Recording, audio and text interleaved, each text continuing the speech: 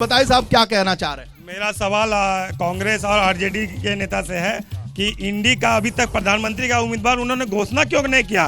वो क्या चाहते हैं कि वो किसी चाय वाला को प्रधानमंत्री का उम्मीदवार बना सकते हैं वो, या फिर इस बार भी वो वंशवाद करना चाह रहे हैं। सवाल ये है कि तेजस्वी यादव जिस तरीके से अडिग है कि वो कभी कन्हैया कुमार कभी पप्पू यादव ऐसे जो प्रखर नेता हैं उनसे क्या डर रहे हैं क्या कि उनको क्लियर नहीं कर रहे हैं और जिस तरीके से छोटा मन दिखा रहे हैं, आखिर ऐसा क्यों है, इसका साफ साफ जवाब दीजिए। पहली बात यह है कि मैंने पहले ही ये क्लियर कर दिया कि महागठबंधन है, तय होने के बाद उम्मीदवार डिक्लेयर हो जाएंगे। चुनाव खत्म हो जाएगा तब तक चलेगा रह गया। खत्म कैसे हो जाएगा? जहां पहले फेज में चुनाव था सारे जगह डिक्लेयर कर दिए गए और किए जा रहे हैं और कल तक में ये सारा का सारा क्लियर हो जाएगा। दूसरी बात ये है कि जो आपका माने महागठबंधन है वो सारे सीटों पर लड़ रही है चुनाव और वो सारे सीटों पर मजबूती से रिजल्ट बताएगा कि कहां कौन जीत रहा है। ठीक है, सवाल है कि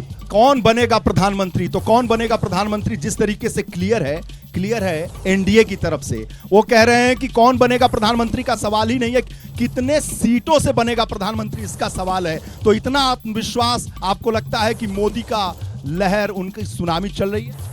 सुनामी तो बिल्कुल चल रही है मगर उनके विपरीत हवा चल रही है। वो जिस तरह से दिखाना चाहते हैं, आप बताइए अगर उनकी सुनामी चल रही होती तो राम मंदिर के बाद ये नीतीश जी को मिलाने की क्या जरूरत थी। अगर सुनामी चल रही होती तो फिर अभी इनको क्या जरूरत था केजरीवाल को जेल भेजने का। अगर सुनामी चल रही होती तो ये सारे मामले विपक्षी दलों के नेताओं पर ही क्यों उठाते हैं। ईडी ने 5,900 केसेस दर्ज किए 2023 में और सिर्फ 25 केस को उसने अंजाम तक पहुंचाया और उस पर वो कह रही है कि हम 96% रिजल्ट दे रहे हैं। और जो केस होता है आप क्रमवार उसको डील करते हैं। आप ही जो पूछ रहे हैं तो एक एक करके पूछ रहे हैं सवाल।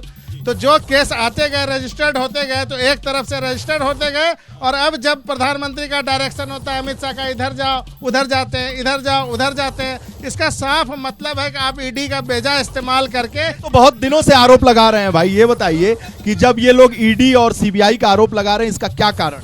देखिए, इसका मूल कारण है कि इनका जनाधार समाप्त हो गया देश में। बिहार में तो कंप्लीट समाप्त है और ये जो राजद के सहारे कांग्रेस अपना सिरकने का काम कर रहा था उसमें भी कहीं ना कहीं टूट हो गई। टिकट को लेकर, सीट को लेकर इनमें घमासान है। इन तमाम बातों का जवाब ये ईडी और सीडी के बहाने कांग्रेस अपना बहाना निकालना चाहती है। बहाना निकाल, बताइए भाई। हम थैंक्स करना चाहते हैं आपको इस मंच से, आपके एबीपी चैनल को, कि आपने पहली बार यहाँ कहा कि इंडिया और एनडीए, अदरवाइज ये लोग तो इंडी बोलते हैं, इनको तुम लोग तो इंडिया ही बोलते हैं। देखिए, ईडी और सीबीआई जो मामले उठा रही है वो कोई राजनीतिक शिगुफा नहीं है, बल्कि आप यह मान के चलिए नरेंद्र मोदी जी ने जो वादा किया था देशवासियों से कि न भ्रष्टाचार करेंगे न होने देंगे, तो आप यह मान लीजिए कि उस जो भी कार्रवाई देश में चल रही है वो एक राजनीतिक आख्यान, एक परिणति तक पहुंचने वाला आख्यान साबित होगा। और ईडी सीबीआई जो कार्रवाई कर रही है, देश में कोई भी भ्रष्टाचारी सभी जेल के सलाखों के अंदर होंगे, कोई बाहर नहीं। क्या हुआ 5,900 केस का क्या हुआ वो बताना चाहिए कोर्ट को, पूछना चाहिए सुप्रीम कोर्ट को कि जो पहले रजिस्टर्ड हुए उन केसों का क्या हुआ बताइए। आज एक गारंटी कही जाती है, इन्होंने वादे की बात की।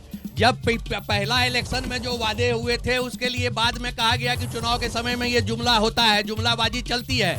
तो मैं आपको एक बात आपके माध्यम से, एबीपी के माध्यम से बताना चाहूंगा कि अभी गारंटी की बात चल रही है। जुमला खत्म हो गया, एक नया शब्द आया गारंटी। तो उनकी गारंटी ये हो कि काम हो या ना हो, लेकिन ये गारंटी है कि यदि ईडी सीबीआई किसी को तंग कर रही है, वो यदि भ्रष्टाचारी भाजपा में ज्वाइन कर ले तो उसकी मोदी की गारंटी है। कह रहे हैं जुमले की गारंटी है, मोदी जी कह रहे हैं कि 400 के पार हमारी गारंटी है।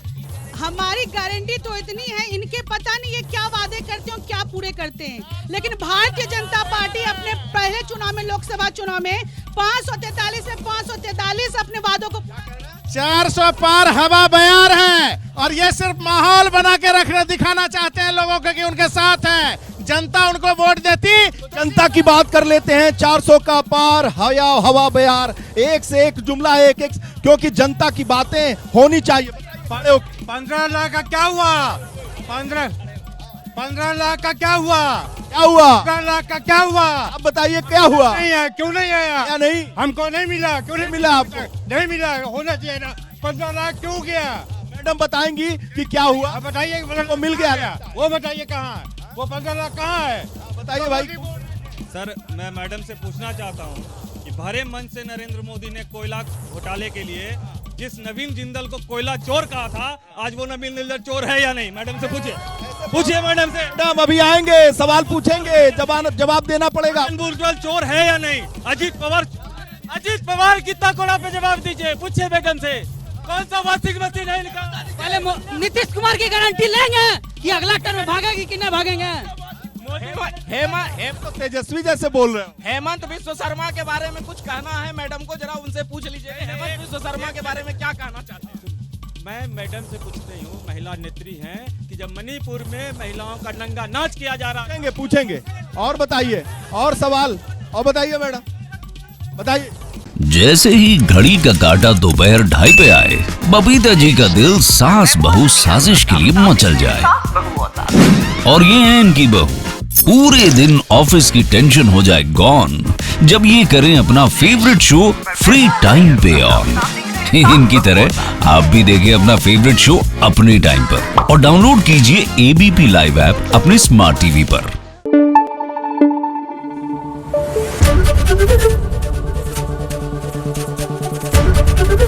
एबीपी न्यूज आपको रखे आगे।